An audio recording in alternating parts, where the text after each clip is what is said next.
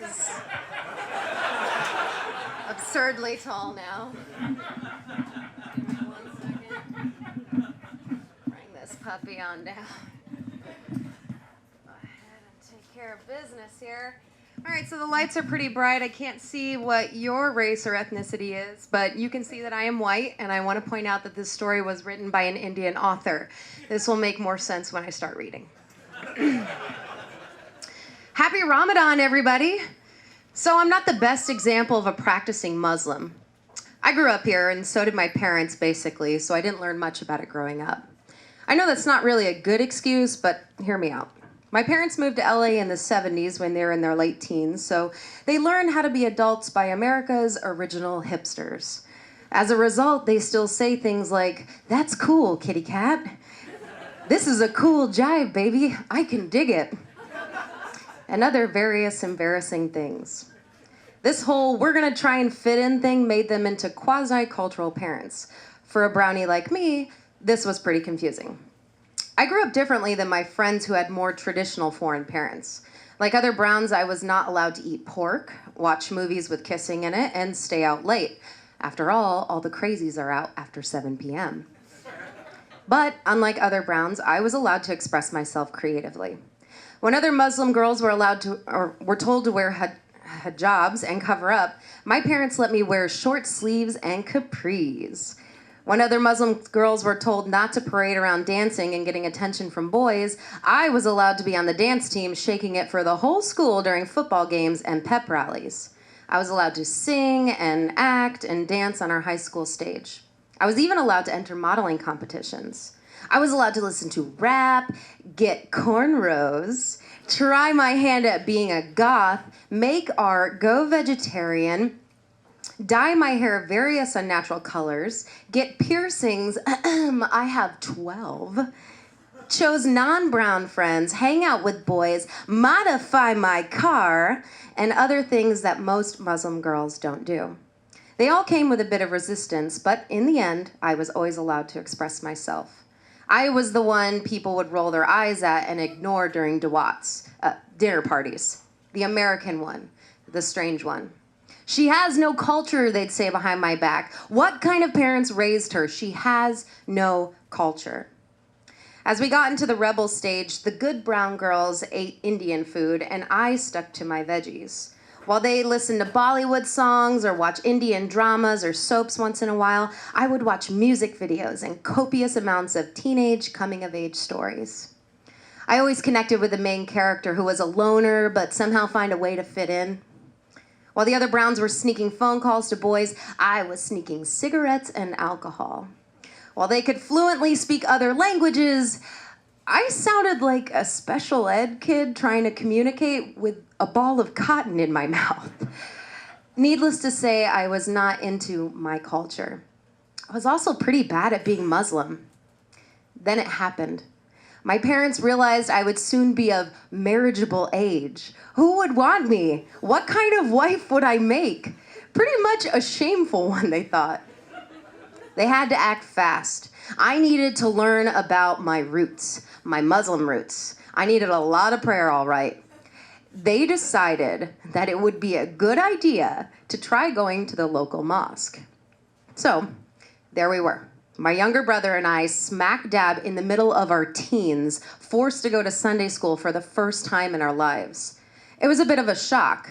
They gave us a Muslim pop quiz to see where our religious aptitude were, and then figured out which class we were to attend.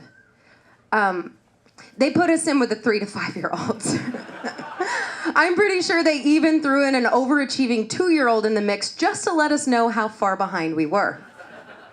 When we tried to sit Indian style, our knees were like a million sizes bigger than our classmates. I felt like when Alice in Wonderland ate the cookie and she grew so large that she wore the house. The only thing that this class had going for them is that they didn't separate boys from girls under the age of 5. So my brother and I got the chance to be awkwardly embarrassed together. It was terrible. Worst of all, the little kids knew all the answers to the questions while my brother and I just sat there dumbfounded. The next Sunday, we were moved into private sessions where we were to learn Arabic. It was like sitting in the front row of SeaWorld. Splash Zone Central. We had no idea that the Arabic alphabet had so many spits in it. Week after week, my brother and I found excuses to skip class. Annoyed at our inability to learn about our religion and culture, my parents gave up on Sunday school and decided that, at the very least, we should learn how real Muslims pray and what the prayers mean. Every evening at prayer time, my parents would pop in a video of a cartoon man praying with the actions and some English subtitles scrolling along the prayer rug. Since we weren't on blast to a bunch of toddlers and didn't have to wear raincoats, this method worked best. We actually began to learn. Jump to now. I'm still not the clueless, rebellious American. Okay, well, yes, I am, but not as much. Unlike a lot of my Muslim friends, I chose to go out of state to college, live on my own, become not a doctor or lawyer or things like that, but now I have regular hair color. It's blonde. That's someone's natural, right? Oh, and I'm dating a Windian. It's basically the brown version of a wigger. I just made that term up, but it fits. He's a Caucasian dude who enjoys brown culture. He teaches me about my language, Bollywood, fashion, Indian pop culture, some Indian foods, and of course, hookah. He's so brown, even my parents are proud of him. Best of all, I don't have to be someone else for him to love me. I'm marriageable after all, or at least dateable. For my birthday, I flew home to Houston, and my boyfriend decided to take me to Underbelly for dinner. If anyone knows what Underbelly is, it's pretty darn nice. Unfortunately, I was on a new medicine that made me quite gassy. I had a crazy tummy ache all day, and my boyfriend was on edge because he had made reservations way in advance for this special birthday dinner. And as the menu came, so did a great big urge to poop. I grabbed my purse, excused myself, and rushed to the bathroom. I was relieved to see that the stall had large doors. I hate to go in public, but this was an emergency, and I was glad to have some form of anonymity.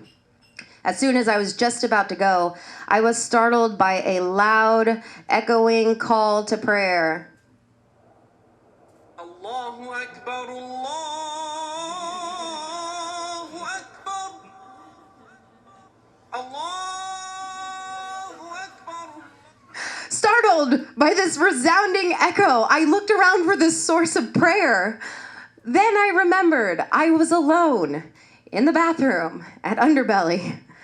Ramadan had started 2 days before, so while waiting for my flight, I downloaded a prayer time app on my phone.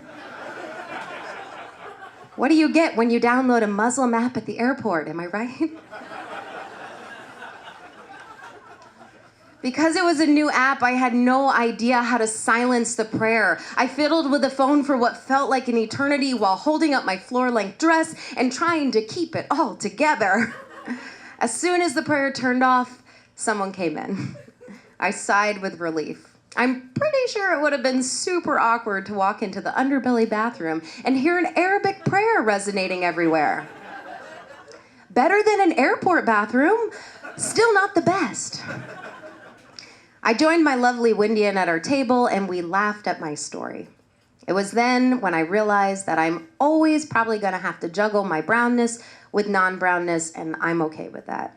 I'm glad I found someone to juggle with me when it gets a little bit ridiculous. To juggling! Thank you.